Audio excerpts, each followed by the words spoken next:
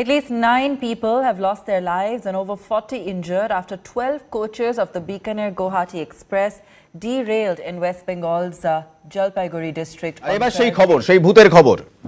দমোহনীর দুর্ঘটনায় 9 জনের মৃত্যু হয়, তারপর থেকেই গ্রামবাসী ভয়ে কাঁটা। তাদের বক্তব্য, ভূত রয়েছে এলাকায়।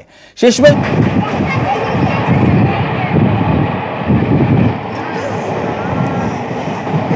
সালটা 2022 13ই জানুয়ারি। সেদিন বিকানের গৌহাটি এক্সপ্রেস তার যাত্রাপথে ময়নাগুড়িতে লাইনচ্যুত হয়ে হঠাৎই অ্যাক্সিডেন্ট হয়। সেই অ্যাক্সিডেন্টের পর 9 জনের মৃত্যু হয় এবং 42 জন আহত হয়। এই ট্রেন দুর্ঘটনায় ট্রেনের 12টি কামরা উল্টে যায় এবং মৃত্যু হয় তৎক্ষণাৎ 9 জনের। এই 9 জনের মৃত্যু যে হয় তার পরবর্তীতে সেই এলাকার গ্রামবাসীদের মধ্যে আষ্টেপৃষ্টে জড়িয়ে ধরে ভূতের ভয়। সেখানে রাত হলেই নাকি সেই ট্রেন কামরার মধ্যে অশরীরী আত্মা ঘুরে বেড়ায়। শব্দ শোনা যায় বিকট, এক ধরনের বিকট শব্দের উপস্থিতি, আর শোনা যায় কান্নার শব্দ।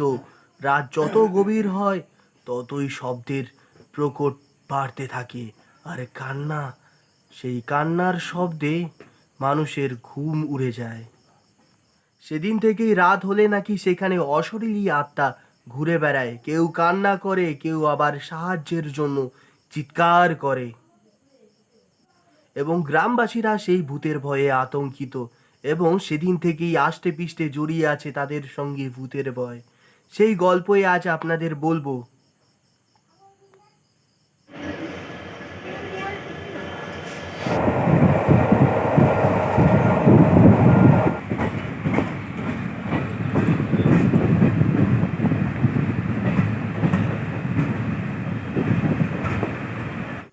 সেদিন আমি যাত্রা শুরু করেছিলাম নিউ জলপাইগুড়ি স্টেশন থেকে ফালাকাটা যাব বলে। এই ফালাকাটা যাওয়ার পথে ময়নাগুড়িতে হঠাৎ করে দেখতে পাই যে কতগুলি ট্রেনের কামরা উল্টে গেছে, আবার কতগুলি ট্রেনের কামরা যেন দুমড়ে মুচড়ে গেছে। এই সময় যখন আমি এইসব দৃশ্য দেখতেছিলাম, হঠাৎ করে পাশের একজন বলতে লাগলো, এই ট্রেন কামরাগুলো এখনো এইখান থেকে সারানো হয়নি।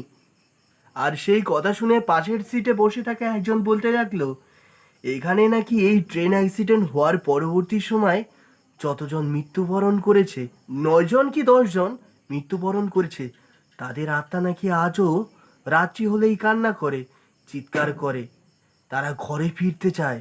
রাতের অন্ধকারে যেন অশরীরী আত্মাগুলো ঘুরে বেড়ায়। এখানকার গ্রামবাসীরা তাদের ভয়ে আতঙ্কিত। এখানকার গ্রামবাসীরা এই ট্রেন কামরার দিকে আসতেই চায় না। রাত্রি হলে তাদের দরকার সকাল সকাল সেরে নেয়। সেই সময় ট্রেন কম্পার্টমেন্টটা ফাঁকা বললেই চলে। সেই সময় কেউ ট্রেনের বাইরের প্রকৃতির পরিবেশের অপরূপ সৌন্দর্য উপভোগ করতেছিল। আমিও সেরকম ট্রেনের ভিতরে জানলার পাশে বসে প্রকৃতির সৌন্দর্য উপভোগ করতেছিলাম। আমি তাদের কথা শুনে বললাম, সত্যি কি এইখানে কোনো অশরীরী বসবাস করে? সত্যি কি তাদের আত্মা এখনও এইখানে ঘোরাফেরা করে? তা আমি জানি না, তবে এই জায়গা দিয়ে প্রায় আমি যাওয়া আসা করি। অনেকে এই জায়গা সম্পর্কে বলে রাত্রি হলেই নাকি এখানে কোনো অশরীরী আত্মার দেখা মেলে।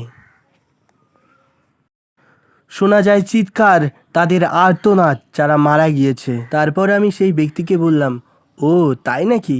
অবশ্য আমি এই জায়গা দিয়ে অনেকবার যাওয়া আসা করি, কিন্তু এই ধরনের কথা এই প্রথম শুনলাম। তবে আপনি কোথায় যাচ্ছেন বলুন তো? উনি আমাকে বলল যে উনিও ফালাকাটায় নামবেন। তখন আমি মুচকি এসে বললাম, ঠিক আছে, তাহলে আমিও তো ফালাকাটায় নামবো। যখন ফালাকাটায় স্টেশনটি আসে তখন একটু আমাকে বলবেন। কি জানি কখন ঘুমিয়ে পড়ি, তার কোনো গ্যারান্টি নেই। কত দূরে যাচ্ছি? আর কত দূর?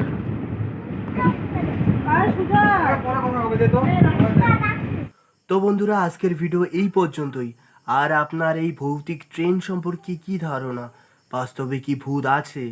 আর আপনারা যদি সেই জায়গার বাসিন্দা হয়ে থাকেন তাহলে অবশ্যই বলবেন আপনার অভিজ্ঞতা কেমন হয়েছে।